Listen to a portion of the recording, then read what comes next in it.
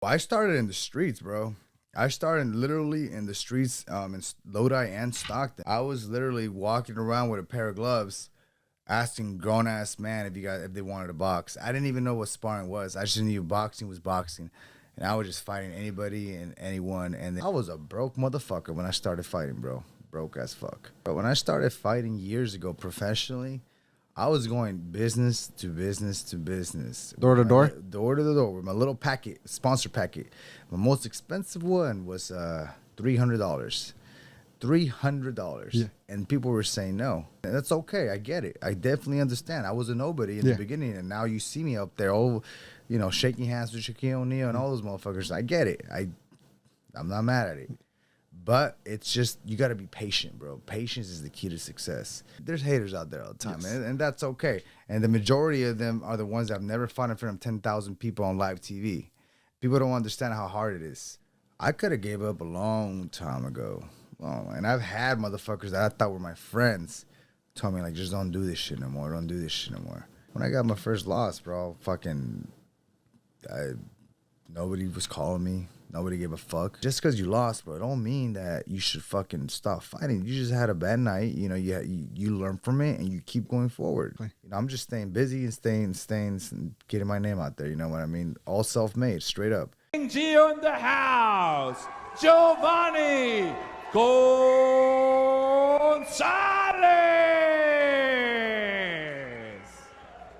What's up, Raza? Welcome back to the Valley Guys podcast. I am your host, Roman, and we got another great episode for you guys today. King Gio in the building tells it all, how he got started, to walking up and down the street, challenging randoms, to boxing, to becoming a promoter, to owning his own gym. A true rags to riches story. I had so much fun talking to him. I learned a lot, and he definitely gave me a behind-the-scenes look on what goes on in the boxing world, because it's one thing. He's not just a boxer, but he's also a businessman, and I think you guys will definitely catch all this in this podcast. But if you guys want to get in touch with him, all his links and info will be down below. But without further ado, I really hope you guys enjoy the episode, and I'll see you all in the next one. Peace.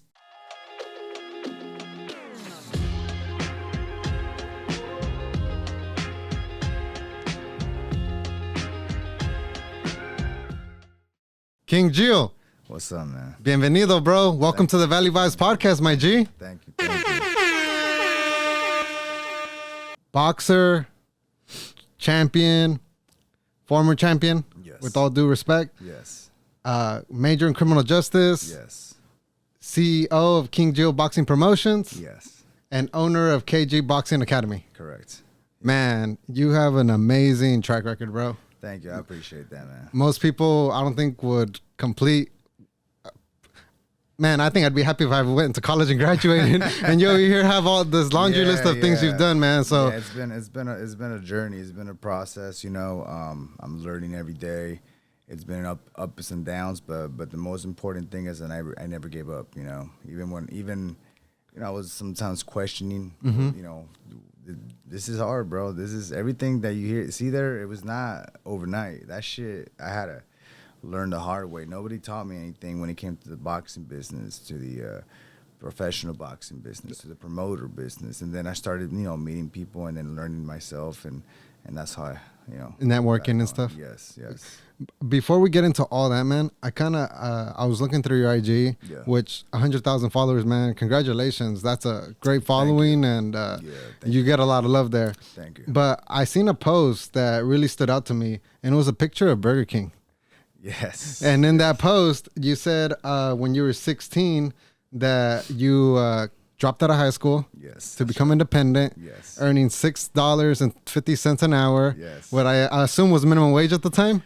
I hope so. If not somebody. And then after 2 months, you said it wasn't it, and you went back to school, right? I went back to school, man. That was yeah. Tell me real quick. So what was the moment in like Burger King? I can't even imagine you flipping burgers, bro. Imagine King Gio, sir. So I never actually got to flip burgers. I actually wanted to. I'm not gonna lie. I was like, I want to flip some burgers like SpongeBob, But I was the cashier. I would put the fries in the little bag, and then I was there, bro, and then I would have girls go in there that knew me trying to get free stuff, and then I'd be like, I can give you like free ketchup, but I can't give you anything else because I don't want to lose my job. Stop the cap. But but it was a great learning experience. $6.50. And then I started to realize how much I miss school. Seeing your friends and everything, and then realizing how much I was making. I mean. It's 2006. I mean, even $6.50 doesn't sound like a lot, but it kind of was a lot for a kid that doesn't pay no bills. Yeah. But still, damn, I was a slave. That sucks.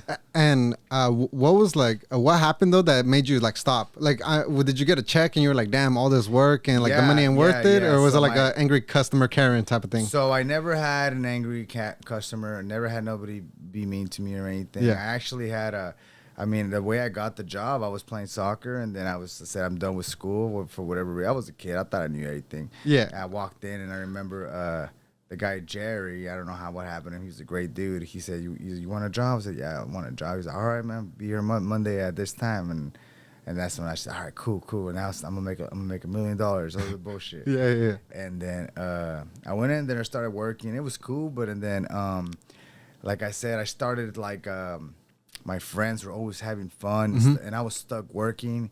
And then I was like, man. And then my last check was January 9th, which is my birthday, 2006. 2007. I was 17, and my biggest check was like $130, $140. I went to the mall. Went to John Curl's Pizza. I went to my soccer game. I blew it all out because I was celebrating that I was gonna go back to school because I was like, I quit, bro. I'm done with this shit. Yeah. But that was it. Yeah. That's dope. And along your high school, when you graduated, did you already know? Because you also majored in criminal justice. Did you already know you wanted to major in that, or was there a pause in between from going to college to graduating high school? So I'll tell you why I went to college. I didn't want to go to college. I did not want to go to college. I'll be honest, but my parents would never wanted to support me being a boxer, and I understand. I did not understand it, but now that I have kids, I definitely understand why you don't want to see your kids get hit. 100%. But they said, if you go to college and you graduate from college, you can do whatever you want. We got you 100%, but we just want you to go to college and we want you to graduate. So all right, cool. So while I was in college, I was going to work from 6 a.m. to 2 p.m. and then driving straight to the gym to train from about 3:30 to about 5:30, and then my college class would start at 7 p.m. and I was off at 11 p.m. I did that for the longest time, and I did that for a very, very long time. Damn, very, very long time. That respects to you, man. And I don't know where I found all the energy to do it, because I do that right now. It's over. I'll be out of commission for a damn week. Because school itself is like a full-time job. Yeah, I was 19, 20, 21. I was never tired. I would wake up ready to go. I was working, and I was hustling. Because I didn't want to stop fighting. You know what I mean? And then I did stop fighting.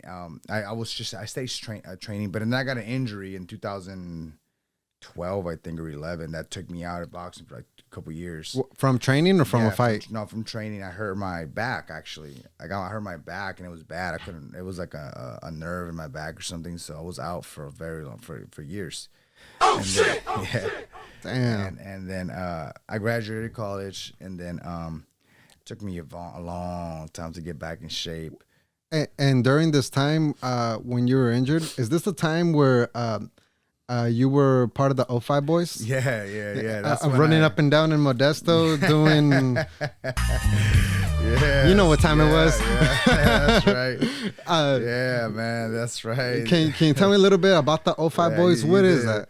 You did your research, bro. That's cool. So it was just me and a couple of my buddies. We knew each other since back in 2005. And then just one day, I remember we was at the Boys and Girls Club playing basketball. And then I was going to school in Modesto College around 2009, I think, 10, I don't know, somewhere around there. And then I told my homie, I was like, hey, I hadn't seen him since like for after high school, like a year. Yeah. back then, a year's a whole. It's like a decade, you know, because you're used to seeing your friends all the time. Yeah. And then I told him, hey, let's go to Modesto, because I had barely got a connection to go to parties and stuff, and all this bullshit. So you're not down. He's like, man, I'm hella down. And then all the homies from 2005, we all linked up again. And said, all right, let's go. And we never left Modesto. We just stayed there for like years, just partied every fucking weekend. I'm talking about Friday, Saturdays. I remember one time we showed up to a Thanksgiving fat ass party it was crazy. And then one time I remember I took a step back. I was young still, obviously. And I took a step back and I was looking at everybody just walking in. And I said, nobody's paying. Why isn't anybody paying? It's just a party. Like back in that day, in 2009, 10, 11, there was no all this social media shit. It was just forwarded messages, and there was no maps. It was like make a right on this street, make a left, and MapQuest, I think it was. Yeah, but that's how. But back then, that's how you found parties. They would send messages like that. Oh, referrals.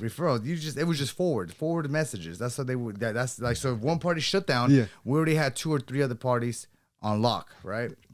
So I told the guys, like, we should throw a fucking party and charge $3 for guys and let all the girls in free. And then and at that time, $3, it'd be like charging what, like half of like 8, 10. I don't know, you guys are still in the country, but like if mathematically, I imagine you guys filled up the house and cashed out, right? Yes, we made a lot of money that night. And then I started doing that, and then everybody already knew me as Gio, you know, from out here. So I would I would look for somebody's house and just throw a party at their house. I would cash them out like $50. To them, it was a lot, you know? Yeah. And then other people started doing that shit. I was like, you motherfuckers taking my fucking idea. So I said, you know what, bro? One time, me and my homie, we were coming back from a party, like at a barn party. I'm telling you, bro, we went to crazy shit out there in Modesto. Like, I'm talking about like even like shootings and shit. That shit was crazy.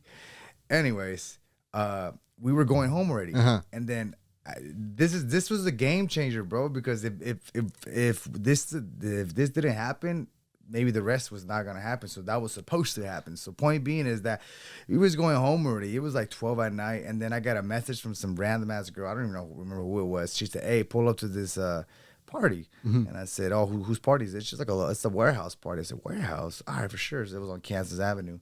We pull up, and I remember like yesterday. We walked in, and I just looked everywhere. I said, "Holy shit, this warehouse is huge. It's fucking hidden. It's in Modesto, and nobody knows about it." And then I remember I was walking around trying to find out who the fucking owner was. Yeah. I wasn't even trying to party. I was like, "Hey, who owns this shit? Who owns this shit?" And then I finally found out who the owner was. Dude, he was charging me $300 to rent it. And then I was throwing some stupid. I was making like $3,000 a night. Like, it was crazy. And then from there, we went to the sports bar. We upgraded to the sports bar Modesto on J Street. For like a year and a half, and we took over that place. We were just damn near running that place. We made a lot of money. But that's what the 05 Boys was. We had a lot of artists. At one time, I think on 2012, January 9th was my birthday. I threw a party that day. I had like the biggest artist at the time here from Northern California pull up. It was crazy, bro. Like, you gotta be at an event. You had to be there to experience it, bro. It was that sounds like a movie. Yes. Yeah, you know what? Yeah, I'm thinking. I mean, I'm writing. My life is not a movie. It's a series. You know what I mean? Yes. I see it. So I love that. Yeah, that's how we do it right now, man. But that was a great time. That was a great time, bro. And I believe those are the origins of how you got to promoting. Because it sounds like you always had like that hustle mindset, the business side of things mindset. And with your work ethic, I'm not surprised to where you're at right now. Yeah, it's all, you're filling in all the gaps for me right now. So from you to make the transition from the 05 Boys to coming back into boxing, was that because the city shut you guys down? Where, in Modesto? Or like, why did you leave that? Why did I leave that? To pursue boxing? You actually, okay, so the city did shut it down. Now that you bring that up. FBI, Good thing that wasn't that bad. No, they started shutting shit down. Yeah, and yeah. Everything started getting more low key. So we just slowly, and then I had barely graduated from college. So I said, okay, now that I graduated from college, I got all this full support from my parents, and now I'm going to fully focus on boxing. So I went back 100% to boxing, and I put that away because I made a lot of money for that. So it gave me some time to kind of just do what I wanted, you know? So, yeah. That's good. That's good. And so this is where the story of the 12-year-old boy that came that went to go buy a pair of gloves at the flea market. This is where he came out to shine, right? So where'd you begin training? Well, I started in the streets, bro. I started literally in the streets in Lodi and Stockton. Just in the hoods and stuff? Just in the hood, bro. Like you ask the homies out here in Lodi, bro, you in Stockton, I was literally walking around with a pair of gloves asking grown-ass man if they wanted to box. I didn't even know what sparring was. I just knew boxing was boxing. And I was just fighting anybody and anyone. And then I went to my first boxing gym when I was like 14, I think, 13, around that time. Was it at that age, was it the adrenaline, or was it more like the fact that because standing at 5'7", right? Yes. I'm pretty sure you were taking out a lot of guys that were bigger than you. Yes. So, I remember one time I sparred some Asian dude, or boxed, but I Yeah. sparred, whatever. Yeah, I'm just yeah. saying. And I hit him so hard. He was older. He was like 21. I remember. I hit him so hard, and his friends were like, "What the fuck is that?" And this eye, just a big old ball right here. And I was like, "What the fuck?" I was all scared, dude. I was scared. I was a kid. I was 15, I think, or 16. Yeah. And I mean, we were sparring with flea market gloves. Like they had no wraps, no nothing. Like those little fuckers hurt. You know what I mean? For sure. So like, yeah, but yeah, it was crazy, man. I'm curious then. Maybe you can educate me on this. Is that you have to? Is it true? Like certain fighters or boxers have to get their hands registered? That's correct. When does that happen? Is it when you become from amateur to pro, or is it when you? Yeah, that's so when you're an amateur, your hands are not registered. You're just a fucking amateur boxer. Which there's nothing wrong with that. Yeah, no. I mean, there's a lot of amateur boxers that are better than professional boxers. I've seen it myself. But it only matters when you're a professional athlete. So, for example, if I walk out of your studio right now and somebody comes up to me and I knock them out, nothing happens to me. Why? Because I haven't renewed my license this year. Oh, you see what I'm saying? Yeah. I'm only licensed in one state right now, which is Florida. With the bare knuckle. Yeah, bare knuckle. But I'm not licensed in California as of this exact moment because I haven't renewed my license because I don't have a fight scheduled in California. I mean, I might fight in Nevada. I might fight in a different state. It all depends if you're licensed in the state, what exactly you could do. Yes. Don't fuck with King Jill right now, man. Homie's not registered. So anything goes right now. Yeah, that's pretty much it, bro. And I've always had a question. So how many, in total, how many professional fights do you have? I think I want to say 23 or 24, give or take. I'm not sure. 23, 24? Yes. With how many wins? How many losses? So I have 15 wins, 7 losses. No, well, 15 wins, 7 losses, 1 bare knuckle, 1. Yes. And 1 tie, I believe. Now, like I tell everybody, you go on YouTube and you look at my fights. Most of those losses, I got fucked over. Like I beat the fuck out of those motherfuckers. I was there. Shit, I remember. I beat the fuck out of them, and they fucking robbed me. And it's bullshit, you know. But it's boxing though. That's a whole other world when it comes to the political side of boxing. So I got fucked over, you know. So, but it is what it is. It's cool, you know. I ain't worried about it. I'm doing what a lot of boxers are not able to do, which. In boxing, it's very sacred to be undefeated. It's not like the UFC where you have a lopsided record and the fans don't care. At the end of the day, that's how it should be in boxing, and that's how it's starting to be in boxing. They don't care about your record. They just want to see a good fucking fight. Yeah, and that's how it should be. But you know, I'm able to do what I do, and I mean, you know, if I one of the best ticket sellers out here. If you've been to my fights out here, when I fight out here, you know that half of that fucking place, you get down. Yeah, like I sold I didn't sell, people bought it, or I sold a lot of tickets. Like the one in Stockton in August, I think I sold like $10,000 worth of tickets. So Yeah, it's just, you're doing a lot more than most. yeah, I'm just doing what I'm doing. I'm just staying busy. And I love that. I love that because you stand out from a lot of other boxers because you're not just a fighter. You're a businessman. You're and that's what there's other fighters that they're phenomenal fighters. Mm-hmm. But like I tell the kids at my gym, I ask them, what do you want to do when you grow up or when you're whatever? I want to be a fighter. That's fine. But what are you going to do if you are walking down the street and you break your hand and you can't fight no more? What's your plan B, bro? I was like, I always say this respectfully. Boxing should be your plan B. You need a plan A. What are you going to do? You don't got to go to school nowadays. You can do something else, learn business. Everything's online. Yes. You know what I mean? So point being is that there's fighters out there. All they know how to do is fight. Yes. So if they have one bad night and they can't fight no more, then what are they going to do now? There's no more boxing, bro. So what are you going to do? Yes. What's your plan B for real? So I can stop fighting today if I want to, and I'm good. And you're still gonna eat. I'm good. I'm good, and that's the hard part about staying motivated, because I mentally know that I don't gotta fight. You know what I mean? Yep. I truly don't gotta fight, but I do enjoy it. I'm doing something that I said that I was gonna do, and other people today, there's haters out there all the time, and that's okay. And the majority of them are the ones that have never fought in front of 10,000 people on live TV. People don't understand how hard it is. That's a whole other talent right there. Training for a fight is different than being able to control your adrenaline rush and not breaking down in front of all those people on TV, because you got to be able to control that shit, bro. Yep. That shit's that's a rush that only I can explain to you if you're up there yourself. You know what I mean?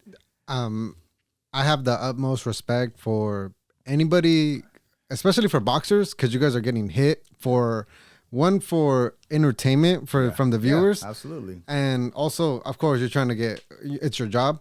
But anybody that dances, sings, stand up, like anybody that goes up in front of people, that's so intimidating. I'm intimidated here when I started, and I'm just going up on the internet. I can only imagine in front of a live crowd the emotions that run through. When I was an amateur, when I was a kid, man, I remember my first amateur fight with one of my first trainers, Brian Watson. May he rest in peace. We were about to go out to go fight. Mm-hmm. And then he said, "You ready?" I said, "I'm ready, bro, but something's wrong." He's like, "What you mean something's wrong?" I was like, "Dude, I think I'm nervous or some shit. Like my heart pumping and crazy, and I'm just fucking nervous. I'm not scared. I'm just nervous." And growing up, I would always hear trainers say, "You need to get experience, so you need to do amateur boxing." Yes, I never understood it, but now that going throughout the years and the amateurs and all that shit, that's what they mean. You got to be able to fight in front of people without getting nervous, and the only way that happens is by amateur boxing and getting that experience and just getting relaxed and just being yourself. Because I know a lot of gym fighters, we call them gym fighters, because they can be phenomenal. They can be world champions, literally. Well, I've seen fighters that can be world champions in the gym. You put them in front of a crowd, they ain't the same fighter. Damn. Yeah, they're not the same fighter. Real quick though, I kind of since you brought up like the emotions and aspects of in the boxing ring, if I gave you like a pie chart and I told you to kind of give me like a percentage of these three things, what would you say takes the most, or would they be spread out evenly when going to boxing? Your physical shape, your mental focus, and your game plan from like your camp and team. Like how important are they all equally important, or is one more important than the other? First and foremost, you got to be in physical shape. You got to, because also people don't talk about making weight. Making weight is a whole other sport, because people don't see how we are. Like I'm walking. Well, I'm not going to tell you how I'm walking right now, but I'm walking at a certain weight. Yeah. But and then I fight at 135, right? Yes. but I don't walk at 135.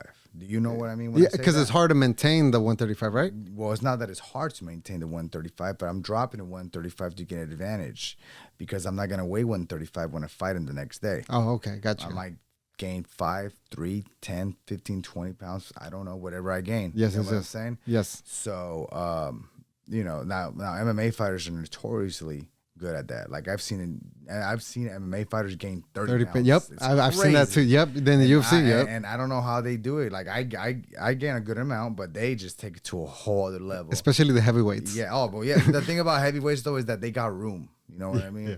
For us lighter guys, we don't got much room, but we got room. Yeah. But I honestly, my personal opinion is I think all of that is equal. Yes. I can't say one or the other. I mean, the first is physical shape. But I think they're all equally there. Yeah, because you referenced in a couple other interviews that you almost look at boxing as like a chess move. Yes, absolutely. You're readjusting. You're focused on your opponent. The crowd doesn't matter. The commentators don't matter. Yeah. You gotta. It's just like if I throw a jab at you, and I throw the jab at you, and another jab at you, and I keep throwing the same punch over and over again, my opponent's gonna counter that shit, or he's purposely letting me throw that punch to let me get comfortable. How do I know that? Because I am a professional counter puncher. I will let you do that. I will let you get comfortable to the point where you think that I don't know what you're doing, and make you forget that you're throwing the same punches over and over, and then boom, I'm gonna throw it. You know, it's just. But every fight's different, bro. Yeah. Every fight is different. You know, one fight can just say, fuck that, let's fucking go to war. You know, another fight, I mean, I've been multiple fights, different styles. You know, I fought Ivan Pinto in Mexico a couple years ago. We trained hard for that fight. Our game plan was to go forward and bully him. That was our game plan. Yeah. Why was the confidence really high on you? Yes, absolutely. And we had seen video on him, and he had knocked out everybody that was undefeated. Yes. So I said, "Fuck him." I was like, "I'm just gonna go forward and not show him no respect, right?" And that was our game plan. Yeah. We go in there and go back to the corner after the first round, and my trainer at the time asked me, "How's he feel?" I said, "Bro, I can't do that. I cannot push him back. I cannot bully him. He's gonna fucking tire me out. He's really strong. Like he was strong. I'm not gonna lie. So I said we're gonna have to think of a new game plan like in 20 seconds right before I go back out there. He said, all right. We're thinking. All right, whatever. We're gonna box him. And at that time, I wasn't known as a notorious boxer. I was known as a come forward fighter, aggressive fighter, counterpuncher. But I wasn't known as a defensive guy. That whole fight, I was just moving the whole fight, pop, moving. I even almost knocked his ass. I don't know how he stood up. The 8th or 7th round, almost knocked him out. It was a crazy fight, and that's one of the fights where I think I beat him like most of the rounds, and they gave it to him for whatever reason. But I was at his hometown. I get it. Yeah. But like I said, point being, it's just every style is different, and you know that it's just. You gotta be ready to adjust in front of a live camera, in front of a crowd, and all that shit. You know, you can be trained for 8 weeks and train for one style, and that can go all down the drain in one round and be like, hey, we gotta do something else. Yeah. It's not gonna work because I'm in there and I know it's not gonna work. You're reading the room. Absolutely. Your signature punch or move is the overhand right? Yes. Did you perfect that, or did that come natural to you? I've been doing that since I was a kid. Yeah, everybody that knows me knows. Everybody, I remember they would be like, "Yeah, you know, when you fight or when you spar Gio, you got to be careful with the overhand right, bro." I can be. Matter of fact, when I was fighting Pinto, I got hurt to the body, and if you see the video, I got hurt to the body. I went back to the ropes. He hit me on the right side. And then I said, fuck it. I said, pa. I started hitting him back. And then we got close to each other. And then I noticed something. I noticed at that exact moment that he was dropping his left hand when we were close. So I let him get close. And I was acting stupid. And then overhand right. Landed it more. I could have landed it better than I was thinking it. And on the money. And he almost wanted to sleep. And he did it. But I've dropped a lot of people with that overhand right in sparring and fights. Oh shit! Oh shit! You know, it's just I have been able to perfect it throughout the years. It's just timing. The most important thing is timing, honestly. Timing and reading. Yes. Reading the fighter, because you don't want to throw it right off the top. Because if you throw it right off the top, guess what? Now they know it's coming. So now you can try it down the road, but you can't try it right there because now they know you're gonna throw that right hand. It's almost like not showing your hands. Yeah, pretty much. Not, yeah. in poker. In poker, Yeah. Yeah, you just gotta be careful, bro. It's a chess game, like I said. Yeah. I know we're talking about inside the ring, but I want to hop out the ring real quick, and I have a question for you. Fighters of any kind, MMA, boxing, I think even wrestlers, they're all some of them are really famous for having rituals prior to getting in the ring. Do you have a ritual that you do prior before a match? Like before I go to the ring, or yeah. Do you have like a tradition, something you do? It's not necessarily a tradition. I just have this song that I listen to. I don't know if you are familiar with the Interstellar movie. To the space one? Yes. So there's that track. Yes. You know? Yeah. So I just sit down and I listen to that the day before I fight. Just listen to it. It relaxes me. And before every fight? Yeah, before my fight. And then I go, and then it's nice, relaxing, but then it gets crazy song, you know, like more aggressive type of song towards the middle. Yeah. And then I'll take the headphones off, and you just hear fucking big ass crowd outside. All right, let's go, let's get it. You know, it's time to go to work. Time to go to work. At a pro level, so do amateurs? They just have a coach, but I imagine at the pro level you have a whole team, correct? Yes. So, how did you find a solid team around you? You know, it's hard, bro. Do you just have to go through them? Not necessarily through them. You just like my team right now. My head trainer is Richard Carrero. That's my dude right there. Mm-hmm. You know, and shout out to him, by the way. Yeah, absolutely. And then I got the homies there. You know, you just gotta have a solid team and none of the bullshit. Because I used to be in a team where you know, they didn't want you doing better than the other. Yeah, and I seen it, but it's just like I didn't give a fuck, whatever. But then it got so bad, I started elevating to the next level, and the motherfuckers didn't like it. So I dipped, and to this day they hate, and it's fine. You know, it's part of the game. Haters always gonna be there, man. Absolutely. Talking about haters, but like those are completely irrelevant, I think, because a hater never comes from above. It's usually from people below you or from the sidelines. So do you just completely ignore them or block them out, or do you sometimes troll them back, or what's your strategy to that? I'm gonna be honest with you. It just depends who it's coming from. You know, if I see something, I don't know you, I don't give a fuck. I'm just being honest. Yeah. It's completely irrelevant. You can be right there with a blue goddamn check mark and have all this money. I don't give a fuck if I don't know you, bro. Now, if I know you and you know me, and we've known each other, and we've had conversations, and you know, I know you. Yeah, it's a little different for me because I was like, okay, personal. It's personal because now you want to talk shit, but you don't want to. You put your tail between your legs when you see me in person, but you want to act brave online. You see what I'm saying? Yeah. Like, if you're gonna say something, when you see me in person, don't act all like. Keep that same energy. Keep that same. I'm a very chill person, dude. I'm low key. You know, my job is to literally hurt people. But after the fight's over, I just go to my own little circle, and it is what it is.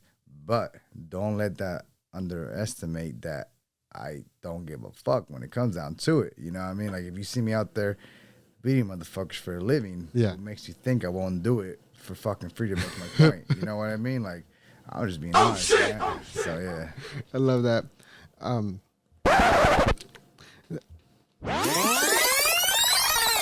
To go on the other side of things, same thing coming from your IG. I see celebrities express their love for you publicly. Yeah. Businesses sponsor you, which is amazing, and a lot of locals show a lot of that hometown love. Yeah. How does it feel getting all this support now? It's cool, bro. But I appreciate everybody. I really do. But what people don't see, they don't see where I started. You know, only like very small amount of people know how I started. When I started fighting years ago professionally, I was going business to business to business. Door to door? Door to the door with my little packet, sponsor packet. My most expensive one was $300. $300. Yeah. And people were saying no. Nowadays, my most expensive one's $10,000. And my most cheapest one is in the thousands, you know. Point being is, and a lot of those businesses that said no to me, they respectfully, hey, guess what? We want to sponsor you. Oh, that's fine. And that's okay. I get it. I definitely understand. I was a nobody in the beginning, and now you see me up there, shaking hands with Shaquille O'Neal and all those motherfuckers. I get it. I'm not mad at it. But it's just, you got to be patient, bro. Patience is the key to success. You can't just expect you're going to, it can happen, but it's very rare. But you're not just gonna get famous in the boxing world overnight. Mm-hmm. You got, but I'm not saying it can't happen. It can definitely happen. But for the most part, you gotta be patient. Like I have a buddy of mine that's gonna fight soon at a bar in Mexico, and I said, listen, bro.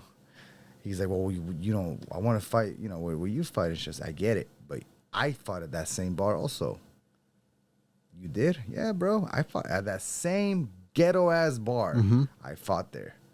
But nobody saw that. Yes. But I never gave up. I was a broke motherfucker when I started fighting, bro. Broke as fuck. And I think that also translates back to why you want to give back so much.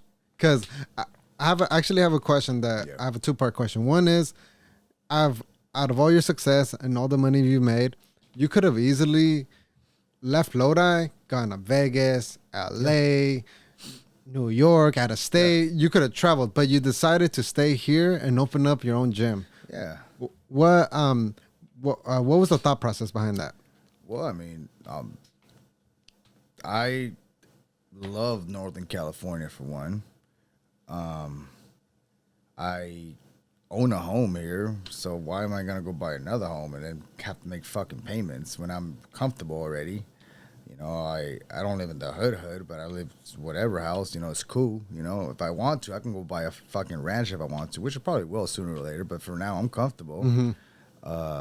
I just started fighting here in the streets, and I see a lot of kids fighting when I'm driving around Lodi or Stockton. Stupid ass kids. Yeah. Just fighting in the streets. And it's fine. I get it. They're kids. But one of those kids is going to one day bring out a knife, bring out a gun. So I said one day I'm going to open up a fucking gym. And I could have opened a gym a long time ago. Mm-hmm. I just never had the time for it. And then I just found time, And it's been a process, man. It's been a process, but, we got it. And I've met a lot of kids that go there. And it's dope, It's dope. It's dope to hear the stories from the parents that tell me, like, hey, thank you for getting my kid there. He needs it. He was always home online, the social media shit or on the video games, and now he always wants to be here. All that shit. I love that because you're bringing them like kind of almost like life experiences. Yeah. Because people are used to like taking L's online, which aren't really L's, but when you take L's in life or losses in public, I feel like that shapes you more. It helps develop thicker skin. Yes, man. It's just like, I listen, bro, and that's the thing. I could have gave up a long time ago. And I've had motherfuckers that I thought were my friends tell me, like, just don't do this shit no more. Don't do this shit no more.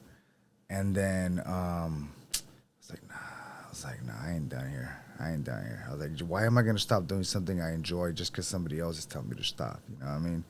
Man, fuck that motherfucker, And I never gave up, never gave up. Now, am I saying I am the best boxer in the world? No, I'm not, bro. I'm not. But I'm saying that I should say never give up, and I still haven't, and I won't. And I'm doing what a lot of motherfuckers said I would not do.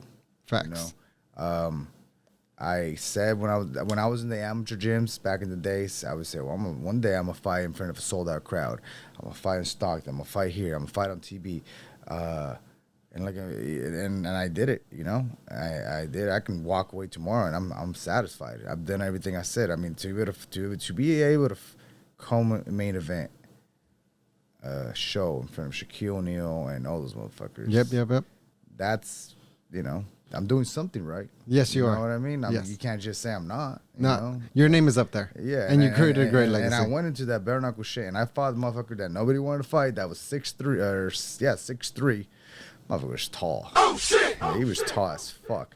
I remember when I saw him still in beat person. him. Yeah, I beat him, dude. But god damn, I had a and they asked me in the fighter meeting. They said, "How are you gonna beat him?" And they damn near laughed at me. And I get it. I would probably laugh at myself too if I did not know me. And they said, "How are you gonna beat him?" I said, "I'll box him." And then they said, "How?" He's hella tall. His reach is longer. Blah blah blah. See what I did? I do my homework on everybody. And I noticed that he's a very slow fighter. So that's good. I'm just going to fucking counterpunch him all day. And then once I get comfortable, I'm just going to fucking, you know, pa. But like I said, it was the first time experience. I might not do it again just because it hurts a lot, the hands. Mm-hmm. We'll see. Never say no.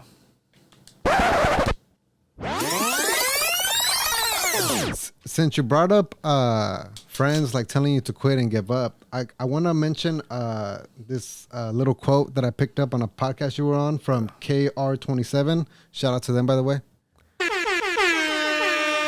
And it was it's a quote that your dad told you, and it said your dad had told you, pick up your right and left hand, and that's how many real friends you'll have in your whole life. Is that the best piece of advice he ever gave you? Absolutely. He tells me to this day. He used to tell me, pick up your right hand and see how many fingers you got. I said, yeah, that's probably the friends you'll have in your life, bro. And I never understood it when I was a kid. I was this fucking kid just partying and with a whole bunch of fucking friends. Everybody wanted to be my friend. When I got my first loss, bro, nobody was calling me. Nobody gave a fuck. You know, but that's one of the biggest quotes and things that I stand by in life. You know, it's just I have literally like a very minimal close friends, yeah. You know, that I talk to every day. I got like 1 or 2 people that I talk to every day. You know?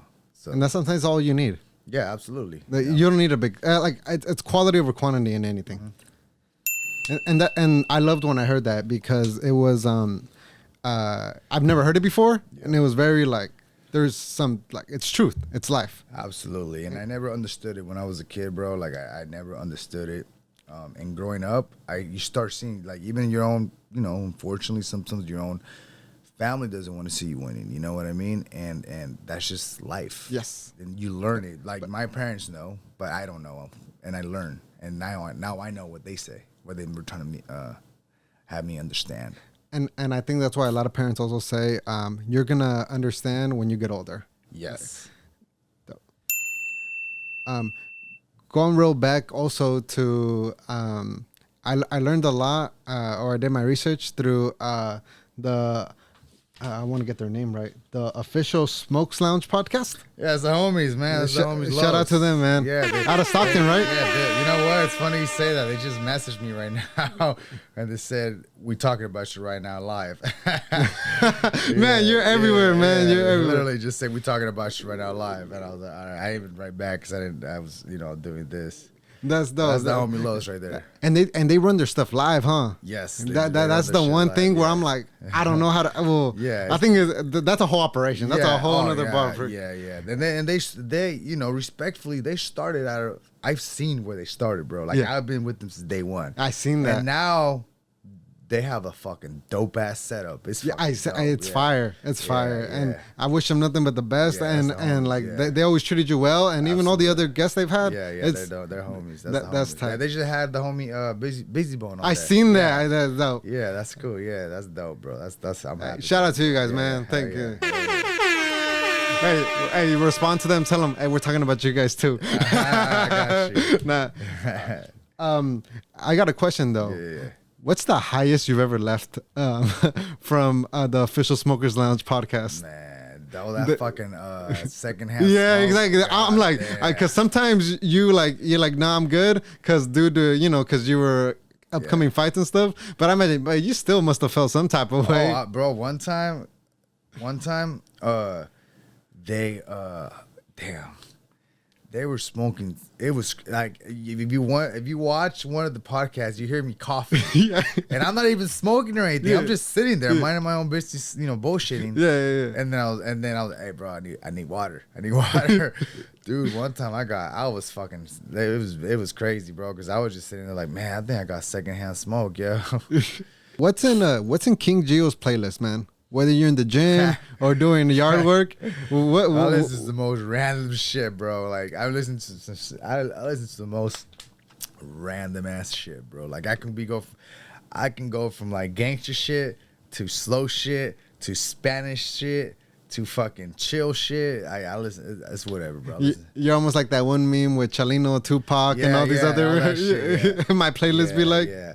See, but I grew up listening to a lot of like Woody. Woody. I don't know if you know Woody is. Yep. Woody is. Northern Cali. Yeah, Northern Cali. That's what I grew up. Yeah, I grew up listening to him. Blackbird. That's right. I was slapping that earlier. Actually, I grew up listening to him. Yeah. So I'll slap that like every other day. It's just this lifestyle for me. Yeah. No, 100%. Yeah. It's a culture. It's a culture. It's a culture for me. That's what I listen to on a daily. King Gio, from boxer to promoter. Yes. How many years were you in the game till you took that jump? 4 years. 4 years. And then, because you referenced that most boxers are just boxers, but you also wanted to learn the business side of things. How and congratulations to you, by the way, because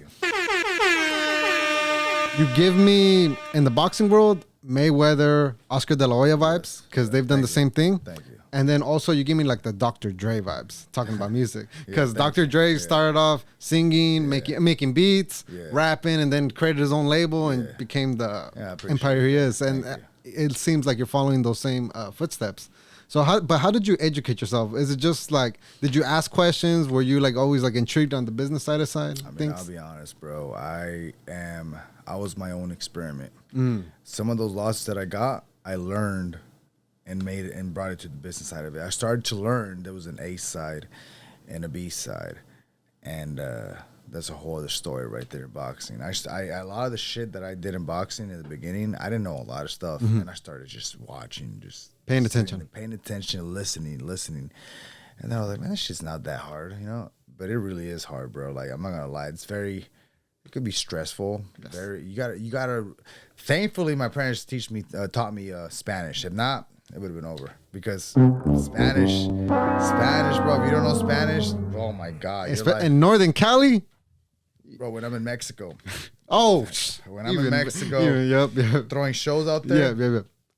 Bro, it's like I'm so lucky because life could be so difficult. Yeah, 100%. Yeah. So do boxers that go out there I'm assuming they take translators then, right?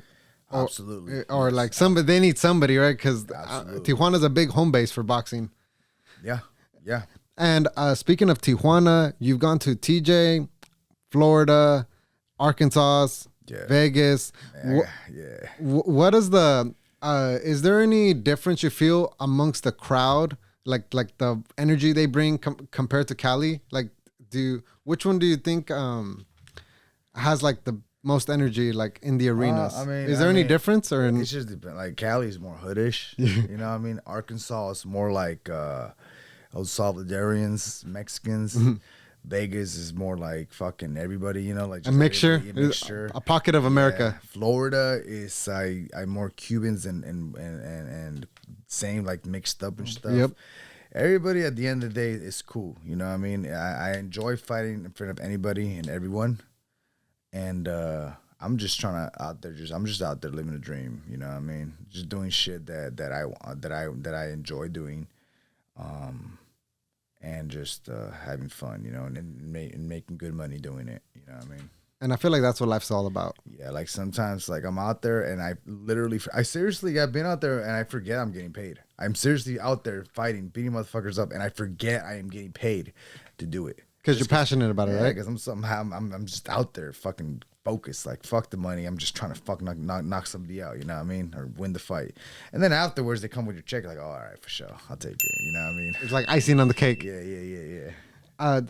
As a promoter now, how many boxers do you have signed? I have 3.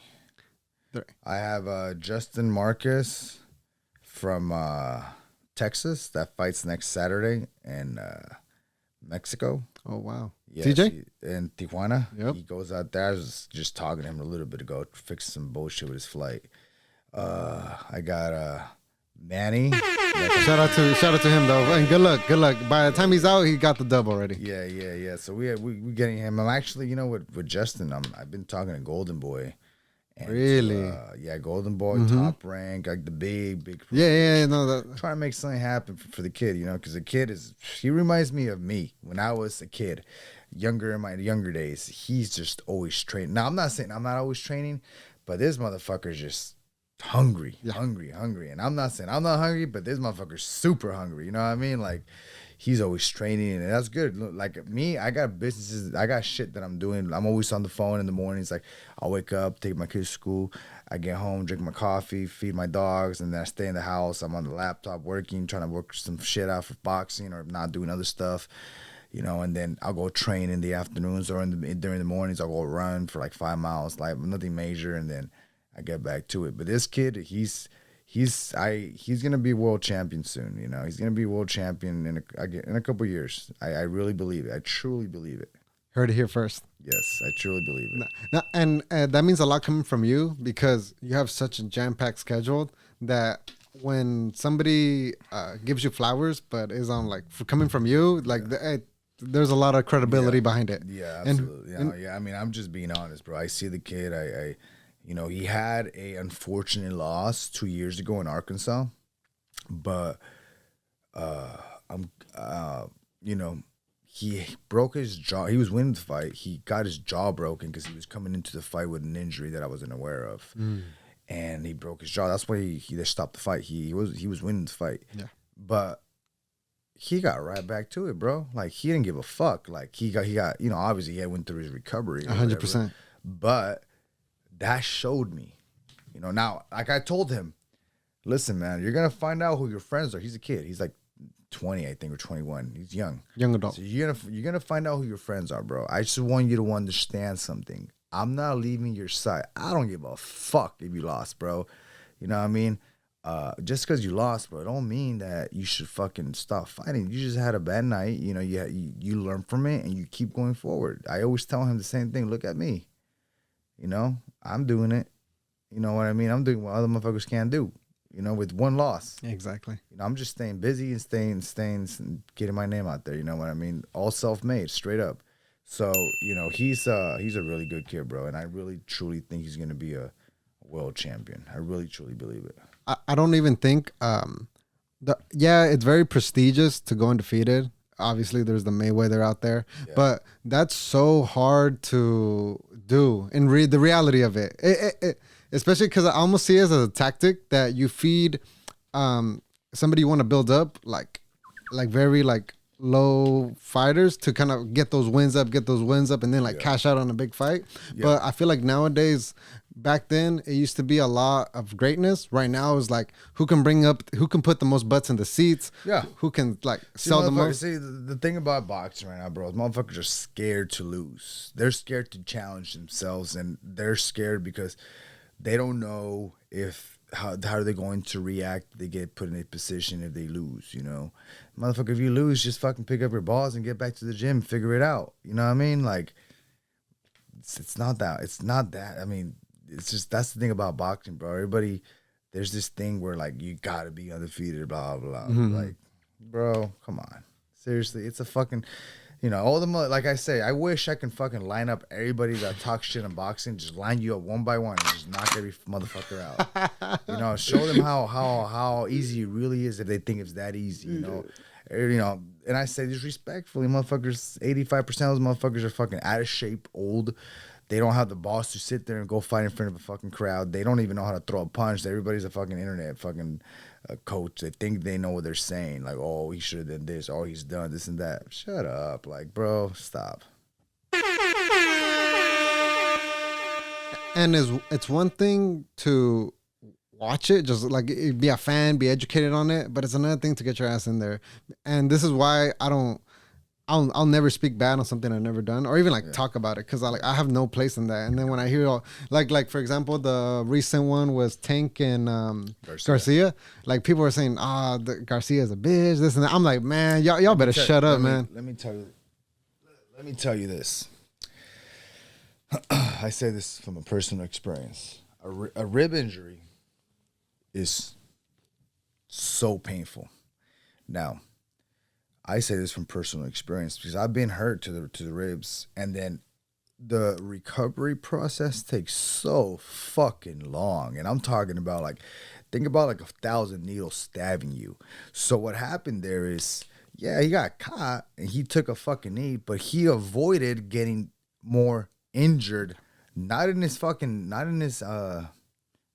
rib, in his head. Why do I say this? Because what would have happened if he could have got up, but that was a smart move. I personally think so, because he would have got up, his hands would have been down, and then boom, you're going to sleep because you're protecting your ribs. He got injured in training camp. And obviously, when you're in a multi-million-dollar fight, you're not gonna not fight. I get it. You want to make that money. You want to get it out there. He thought he can get it through. Now, I do think he could have had a better game plan, but I'm a fighter, and I get it. Maybe he saw shit that I can't see. Only he knows what he saw. Yes. He knows what he didn't throw a jab or a right. He probably saw a counter or something.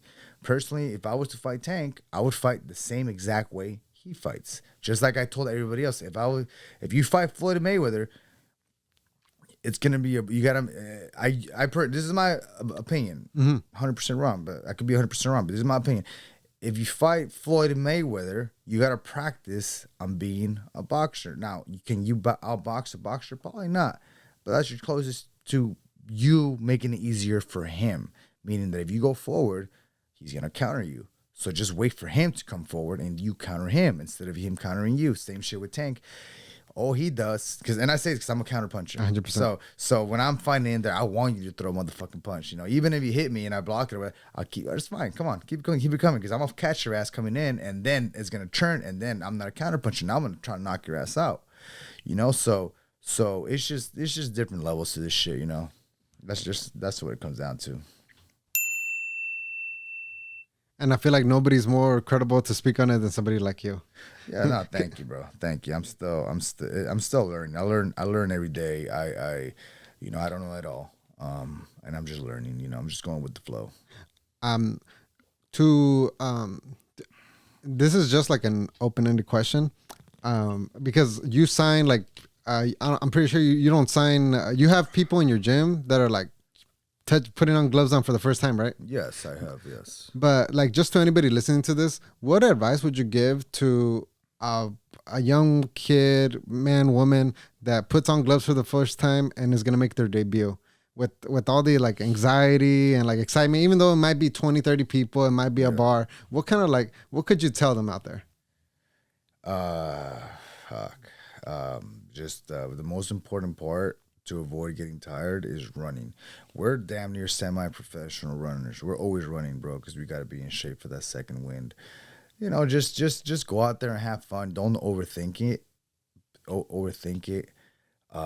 Most importantly, always buy a mouth guard that fits you, a real mouth guard.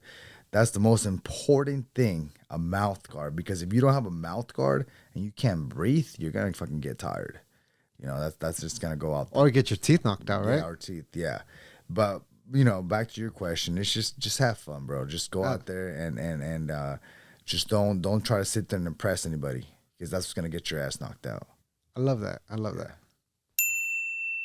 Asking about your promotions and just any other boxing promotions, does it hurt a brand when fights, or in most cases, I want to say the main event, end in a draw? And the reason I say this is because I feel like that's the only time where I see fans really get upset is no matter what side of the fence you're on. I feel like most fans, they want a winner, even though they don't agree with it. One side wants to be rooting for the bragging rights, at least. So does it hurt a brand if too many main events go into a draw, or do you think that's part of the game plan to like refill the arena? It depends on the fight. Was it truly close enough to be a draw? Now, just last fucking Saturday, you had a Rolando Romero fighting against some older dude, right? Yeah. Romero was getting beat up, and they stopped the fight out of nowhere. Even the broadcasters are like, "What the fuck? What just happened?" People don't understand this, and it kind of goes away from your question, but it's close to your question. Yes. That people don't understand this, that the people that pay the judges, that pay the referees, it's not, for example, if there's a show in California, the state of California doesn't pay them. The promoters do. Yeah. Now let me ask you this. Let's say you're a referee and you're getting paid $100,000, and the promoter has his fighter. Yes. And who has to win. And that if he doesn't win because of something that you did, they're not going to call you again. What are you going to do? You know what I mean? Like, a lot of these referees and judges respectfully have a family to feed. That's why boxing is so corrupt.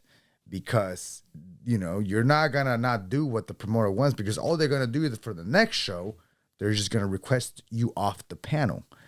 But if you do what they want you to do, you're going to keep calling you, because they don't got to tell you. It's a universal thing. Everybody knows it in boxing, that there's an A side and a B side. That's why they call it that. The A side is the promoter's guy. The B side is the guy coming in as an opponent. Now, that's what you hear like that. That's what you hear like, well, this guy has to knock him out. That's the only way he wins, which is true. Even then, the referees sit there and count up to 20 and 10, meaning like they take long counts and 1, 2, like long counts. Or there's other ones that say 1, 2, 3, 4, 10. All right, you lost. That's what it comes down to, It's a lot of shit. Is it even? I don't think it's not even conspiracy at this point, because we see it happen. Like we've there's a lot of matches that you can recall that robbed. Or what the heck? Like everybody in the house knows like what happened. Saturday, Rolando Romero versus, I'm so sorry, I can't remember the guy's name. But the guy was winning. The older guy was beating his ass, and that was the most corrupted. And then the crazy thing about it is that referee is extremely known, well referee, Tony Weeks, very well respected referee. And what he did is just like, if you had any doubts, there's your proof. Gio, and I'd be doing a disservice not asking or addressing this question. Not only that that fight that you brought up happened last week, but a week or two ago, right here, Stockton Arena, Gabriel Flores got his knockout in the first seconds, like 30 seconds. I think it was like 10. 10. It was quick. So people said it was one hit quitter type of thing. Yes, it was. What the talks about you and him fighting? Yes. Is that dead? Is that on the back burner? Can you speak on where that stands? Or let me just put something out there that the people don't know. The guy that he fought, out of the last 11 fights, he got knocked out 9 times. Coming into that fight, he had literally got knocked out 7 weeks prior. Oh shit! Okay, motherfuckers don't know that shit. Now, a lot of motherfuckers don't know this. Flores and I mean, listen, Flores is a good kid. His dad, fuck him. He talks a lot of shit. He's never been in a fucking fight in his life, like a boxing fight. Motherfuckers don't like him. There's a reason why he left Stockton to Vegas. Nobody likes him out here. Feel bad for the kid. That's his dad. I get it, but hey, fuck it. Point being is that, I made my point. I'm glad I exposed them. Everybody knows he a bitch. They don't want to fight, and that's okay. I get it. I mean, I wouldn't want to fight me either. I get it, I definitely get it. Styles make good fights, and I mean, his style with my style is just literally fight of the year. That's how I see it. Yes. Now, I mean, the kid is good. I don't sit here and down talk somebody that I know is a good fighter. We sparred a lot too. He had his good days. I had my bad days, and I had my good days. He had his bad days. That's okay. But people don't understand. Sparring is sparring, bro. Sparring is not a fucking 8-ounce glove in front of thousands of people in front of the TV audience. It's not the same shit. You know what I mean? It's not the same shit. You know, like I've had so many people, like I lost count, call me. People I don't even fucking talk to since high school. I don't even know how the fuck they got my number. Tell me, where can I buy tickets to you fighting Flores? Say, who the fuck are you? How'd you get my number? You know what I mean? Like shit like that. Is the fight gonna happen? I don't fucking know. Honestly, I don't think so. I'm gonna be honest. Just because they don't want it, bro. And I can't make him fight me. Like at this point, I feel like I'm bullying the kid. Yeah. You know what I mean? Straight up. Like if you don't want to fight, okay, whatever. I get it. Do you know if he's acknowledged it in any way? Because I honestly, on his side, all I hear is. Yeah, no, you know, he knows, obviously. No, obviously he knows, but I don't hear him speak on it at all. Well, it's because he's not allowed to. He's not allowed to because his dad is the one that runs everything. The kid is broke. His dad's with the money. His dad is the one that runs everything, that gets all his checks and everything, okay? The kid is fucking broke. And I say this because the kid can stop fighting tomorrow. What the fuck is he going to do now? He ain't got nothing. He ain't got no plan B. He ain't got no plan B. So he has to fight. And he's got some, listen, there's nothing wrong with losses, but it's also the way you lose. Motherfucker got his ass beat bad. He got dropped just like he dropped his last kid. The last time he fought, he got dropped in 3 seconds or 4, give or take. You know, against a fighter that only has 5 knockouts or 4. You know what I mean? Like, you know, it is what it is, bro. Like I said, is the fight gonna happen? Probably not. They don't want to fight, bro. I've came at the dad respectfully, like, hey, do you want to fight? What's going on? Because your people are calling me. What's going on? Oh, fucking, we're gonna fight for a world title. Blah blah blah. I said, okay, fucking good luck. Boom, you get your ass beat. Hey, what happened to that world title, nigga? Like, come on, bro. You know what I mean? Like, come on. But it is what it is, bro. Man, I'm just, like I said, bro, and I'm just saying this because people ask all the time, and I'm sitting here like, listen, bro, I had the promoter call me, blowing me up, like, I let's make this fight. We can sell out the food, because that last show, they didn't sell out the arena. No. They were giving out tickets for free. Yeah, I seen that. Outside. There was people calling me like, why are they out here at this little meet and greet where nobody's at trying to give out free tickets, bro? I said, because ain't nobody fighting. They're not announcing who they're fighting purposely for a reason, because they're going to pick up a nobody that nobody knows just so he can look good. That's what it's down to. Now, listen, there's absolutely nothing wrong with that. But when you're doing it in a platform like that, you got to fight somebody, bro. You know, we all fight nobody's. It's the truth. I have. Everybody.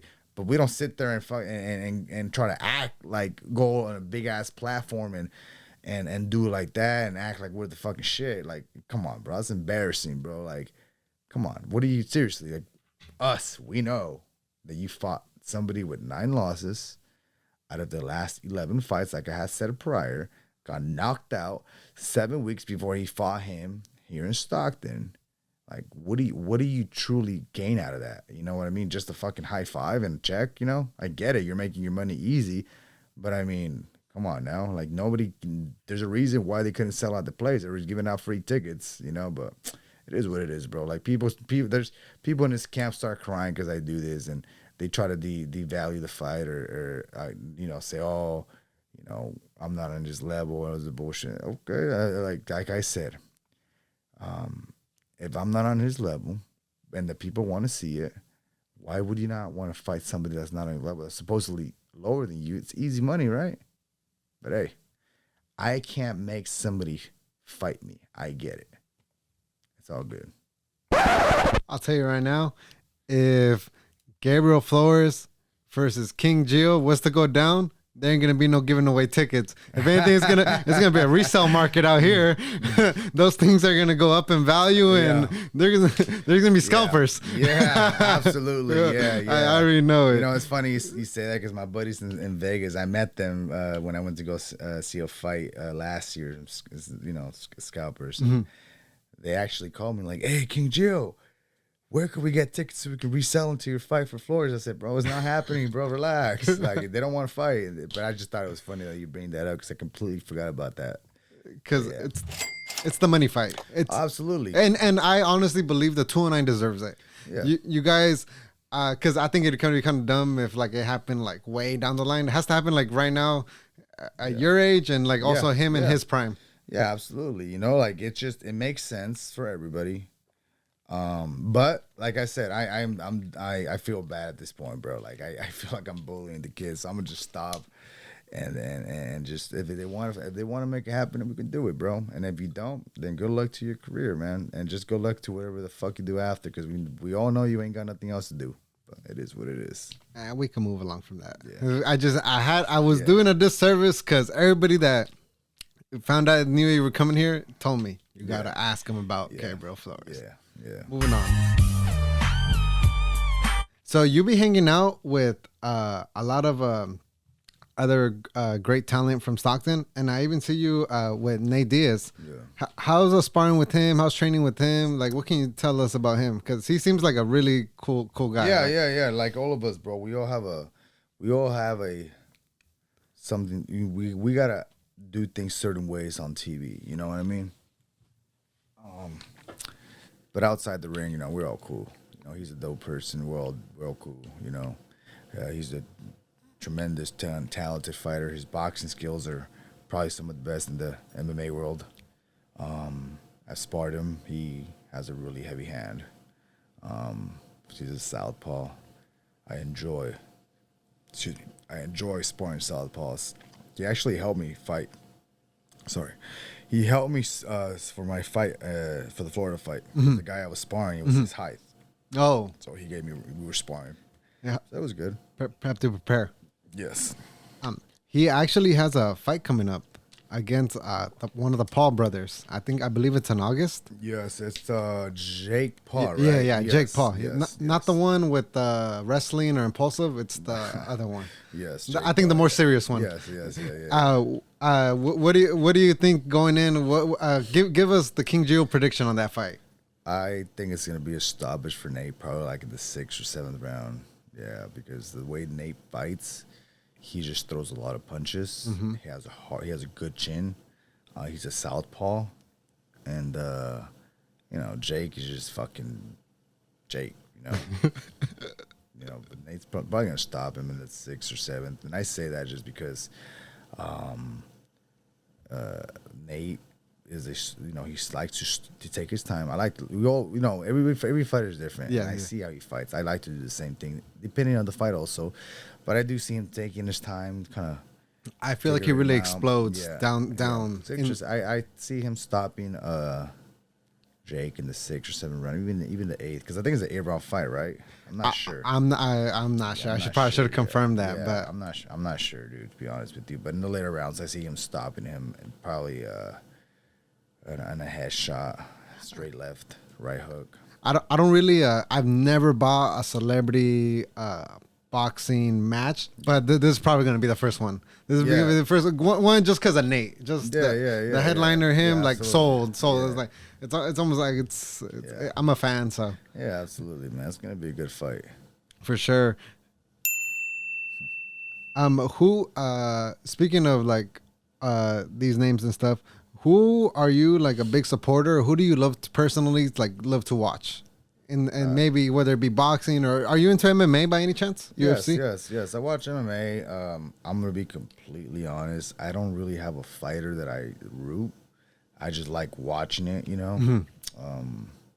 And boxing right now, I guess the guy that I don't really. It's because it's different. Once you become a fighter, bro, like your favorite fighter is just yourself. You know what I mean? It's different. I love that. You know, when I was younger, my favorite fighter was Sergio Martinez. I loved watching that dude fight, you know, and I love the story and everything. And we're friends now, you know. It's cool because I saw him fight on HBO as a kid growing up. I remember it was in Modesto one time with my boys watching him fight against Paul Williams. He knocked him out. And I was like, yeah, I was all happy. Yeah. And then 10 years later, you know, here I am now. I'm the fighter, and we're friends. You know, I'm really good friends with his brother and him. And that's crazy. It's crazy. That's crazy. You know, he was all on HBO pay-per-view and everything, and now we're just friends. It's whatever, you know. But Sergio Martinez was a huge. I was a big fan of. I still am, you know. But I mean, I enjoy watching Canelo fight. You know, Canelo is a really good fighter and very good fighter. You know, I don't know. No, I love that. I love how why root for anybody else but yourself, you know? Because nobody else is really going to care about you as much as you do for yourself, you know? Yeah. So what are the future plans hold for you? I understand you posted a couple weeks ago that your boxing gym is actually under construction. Yeah, so it's a little bit we're doing some stuff to it right now, but I'm training. You know, I'm in training camp. I'm actually training every fucking day right now. I actually had sparring yesterday. I got sparring tomorrow at 11. Then I take Sunday off. I trained today. I ran today and did some small shit, nothing major. What's a day in the life for King Joe? When you're like training? Yeah, I just wake up, take my kids to school, get home. I get a coffee, feed my dogs, go run. Get back, go on my laptop, work, and then I go to the gym for a little bit, and then I come home, and then I have training or sparring in the afternoon, Epsom salt bath, and then do it all over again. Now, I do fast every day until 5 p.m. So you don't. What's your window from 5 to? So I drink obviously my caffeine coffee. Mm-hmm. Which is just liquid. Black? Oh, no solid foods. Yeah, no solid food. That's what I mean. So I'll drink water all day. So from 5 or 6 p.m. I'll eat, and then I don't eat again till the next day at 6 p.m. Oh, so you do like a 22-hour, 23-hour fast? I'm going to be completely honest with you. I don't count the hours. I just do it. You know what I mean? I see. Now, there'll be days like on Saturdays where I barbecue with my friends and we eat like at fucking 3 or 4 p.m. It's whatever. 100%. But on Monday through Friday, that is my diet. Yeah. You know what I mean? And the only reason I'm relating and asking about it is because that's what I do. Okay, cool. From my windows from 6 to 10. Okay, awesome. Yeah. Because I'm constantly moving. Mm-hmm.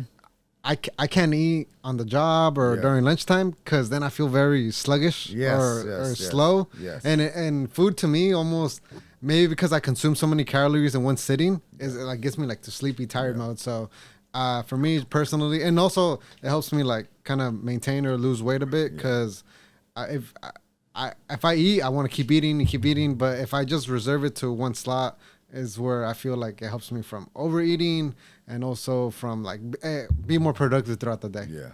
So that's the only reason why I was curious on that. Okay. No, that's dope. So opening up the gym, it's gonna be open next month. Yeah, next month they'll be back open. You know, open to kids and adults, correct? Kids, seniors, whoever wants to show up. Wow. Yeah. And do you see the most traction come from online, word of mouth? How are you seeing people come in? Online, word of mouth, you know, a lot of people just show up just to kind of like I've noticed in the beginning when I opened, they didn't give a fuck about boxing. They were just trying to like talk to me and just talk about fights, you know, like they see me fight on TV. And I started to catch on like, you don't even give a fuck, you know what I mean? But it's all good. I ain't worried about it. Like I don't get upset. I'm just like, there's a lot of kids that ask me, hey, I saw your fight the other day. How was it? Blah, blah, like, what were you thinking? And I'll talk to them about it. It's cool. And it's just, to me, it's just normal. You know what I mean? But to, like, other people, they're like, damn. Yeah. You know, no. It's like, almost like starstruck. Yeah. I'm just like, yeah, dude. Like, but there's a lot of lead up to that fight also, you know, that I forget.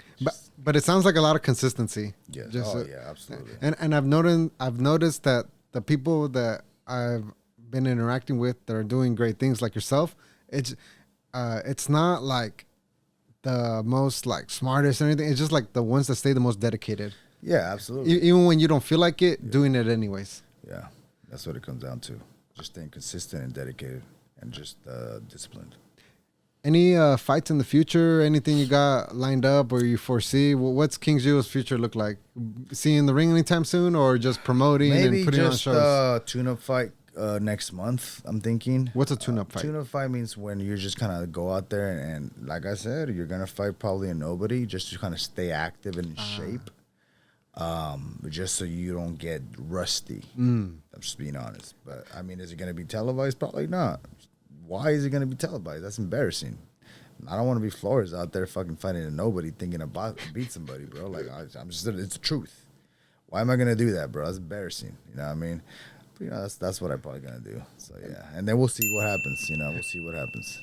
I love that you brought up bring this up, because I heard you say somewhere that you got to stay active in this boxing world, because it's not, you referenced it to soccer. It's not like soccer, like you could take a break for 2-3 years, come back, and you could just pick up from where you left off. Boxing, if you're not actively doing it, I'm pretty sure you're going to fall off. Yeah.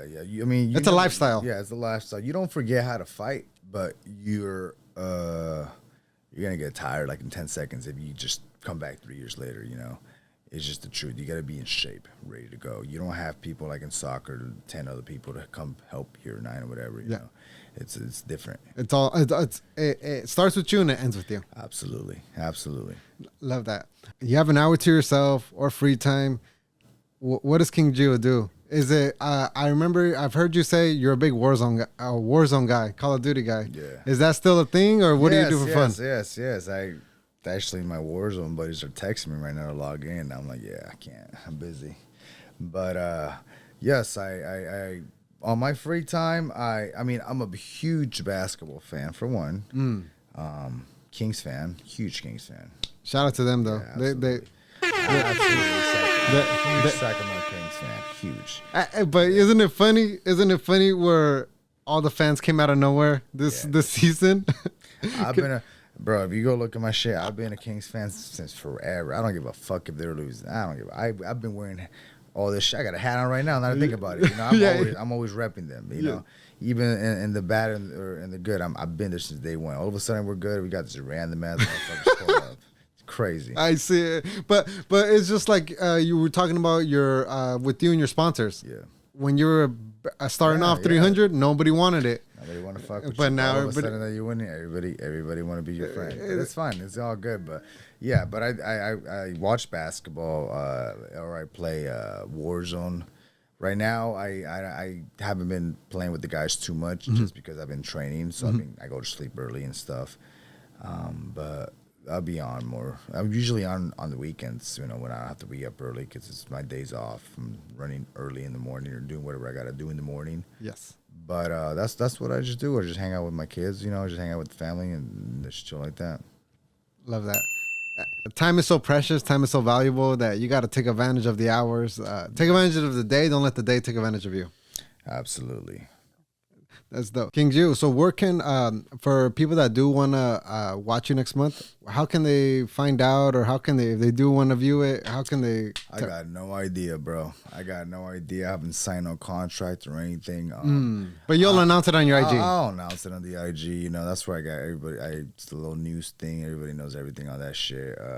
Right now, I'm just staying in shape, getting in shape, getting ready for whatever comes my way, and go from there. You know. So that's just what we got going right now. King Gio, well, honestly, man, thank you so much for coming on and giving me this opportunity to interview one of 209's best. I appreciate it. It was a privilege, man. No, thank you for having me, bro. I really appreciate it. And you want to tell the people where they can find you at? You can tell them right here and let them know. Yeah, man, just King Gio, one at the end, and a little blue check mark. Boom, that's me. Hey, yes. Ladies and gentlemen, King fucking Gio in the building. Valley Vibes Podcast. Thank you guys so much, and I'll see you next time, Raza. Peace. Thank you.